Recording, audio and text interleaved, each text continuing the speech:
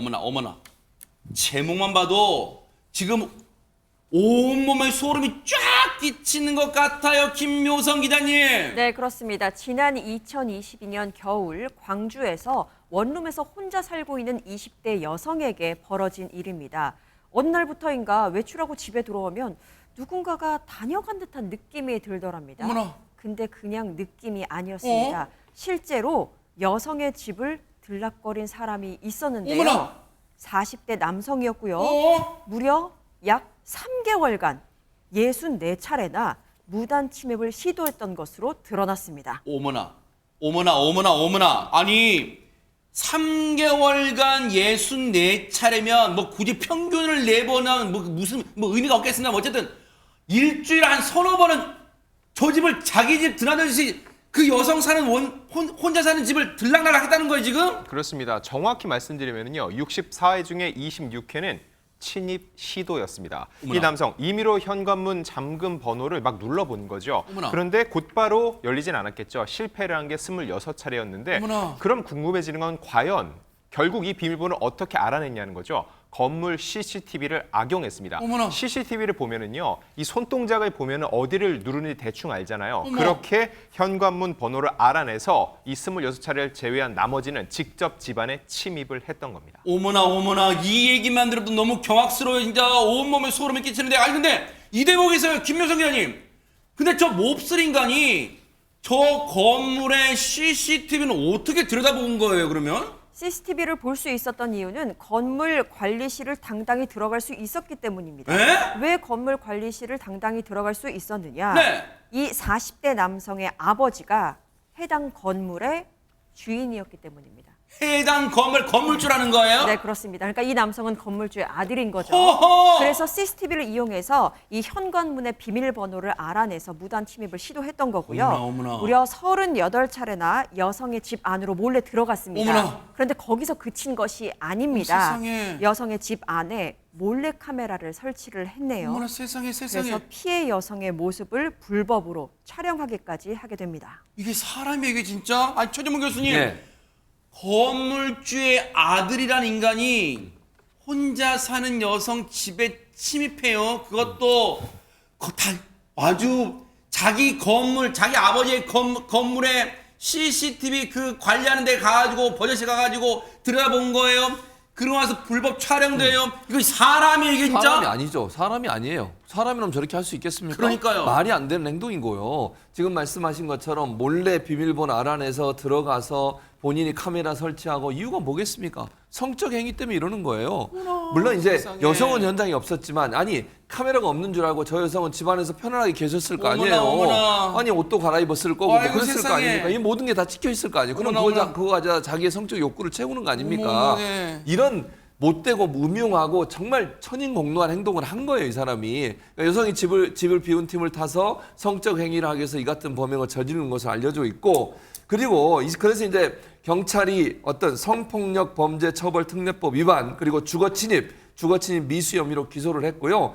지난해 1심 판결이 있었는데 거기에 또 불복해서 억울하다고 말도 안 되게 어제 항소심이 또 있었는데 거기다 네. 판결이 나왔거든요. 하하. 그 판결 내용을 지켜봐야 될 것 같습니다. 아니, 이게 진짜 사람이에요? 이게 사람입니까? 사람이에요? 아니, 허준 변호사님, 자기가 잘못한 줄도 지금 모르고 있는 게 이게 억울하다고 항소까지 하는 거예요, 진짜?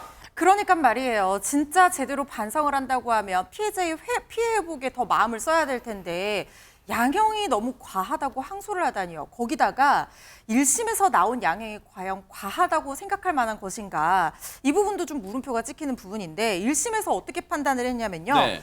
범행 경위와 수법 그리고 범행 기간과 횟수 등을 봤을 때 죄책이 굉장히 불량하다고 봤어요. 그러니까 이 상당 기간 반복적으로 여러 번, 38번가량 집에 침입해서 이런 범행을 저지른 거잖아요. 그래서 상당히 죄질이 불량하다. 이건 가중 요소에 해당하는 부분입니다. 그리고 피해자는 내가 가장 편안하고 안전해야 할 내 집에 누가 언제 들어와서 또 이런 행위를 할지 모른다. 그리고 자신이 촬영당한 그 촬영물이 언제 유포될지 모른다는 이 불안 속에서 살게 됐다는 거예요. 그런데 선고형량이 징역 2년 6개월에 집행유예가 나왔습니다. 세상에. 집행유예 4년이 선고가 됐는데 그 이유가 피고인이 범행을 모두 인정하고 반성하고 있는 점, 그리고 피해자와 합의를 했다는 겁니다. 이 피해자가 처벌 불원 의사를 표시를 했다고 해요. 그리고 초범인데다가 장애가 있는 등 건강 상태가 좋지 않은 점 등을 참작을 해서 이렇게 집행유예 4년 선고를 내렸는데요. 여기에 불복을 해서 항소를 했다는 겁니다. 네. 하지만 항소심 재판부에서도 이 양형 부당에 대한 주장을 받아들이지 않고 항소를 기각했습니다. 다만 1년간의 보호 관찰 그리고 40시간의 성폭력 치료 프로그램 수강과 아동 청소년 장애인 관련 기관의 취업 제한 3년 동안 취업하지 못하도록 이렇게 명령을 더 부과하는 그런 조치를 취했는데요. 그런데 이게 이제 양형이 좀 부당하다고 여겨질 여지는 있지만, 근데 이제 이 보통 이 카메라 이용 촬영죄의 일반적인 기본 양형 기준이 8개월에서 2년 정도이고 가중된다고 하더라도 1년에서 3년 정도로 권고가 되거든요.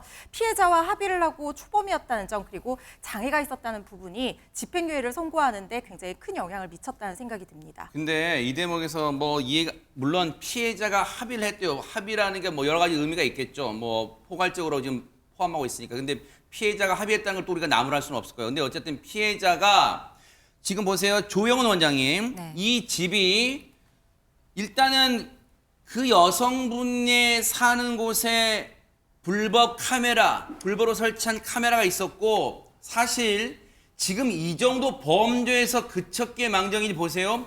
그 만약 제가 너무 과도한 생각을 한다고 생각하지 마시고 잘 들어보세요, 여러분도.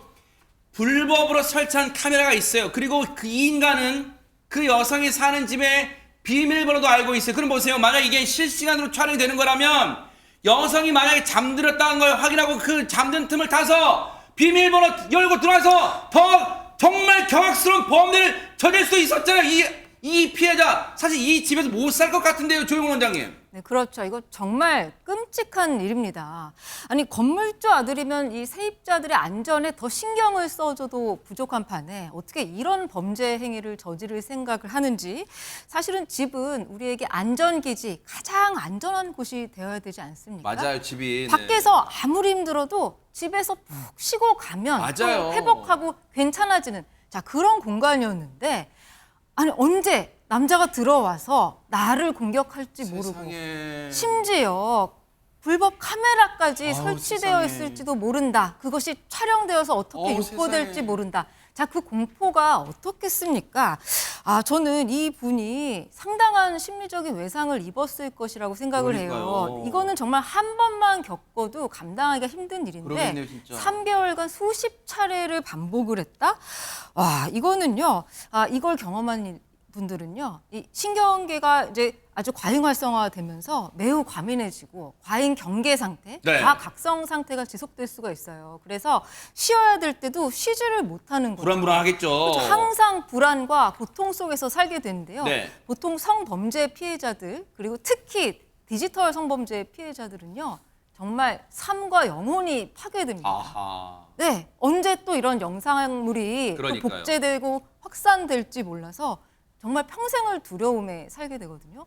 이거 정말 처벌받을 일 했습니다. 맞아요. 경찰도 차제에 이 몹쓸 인간이 그 해당 피해 여성의 영상물을 진짜 다른 온라인상 웹상에 퍼뜨렸는지 그것도 반드시 수사를 해 주시기를 또 부탁을 드리겠습니다.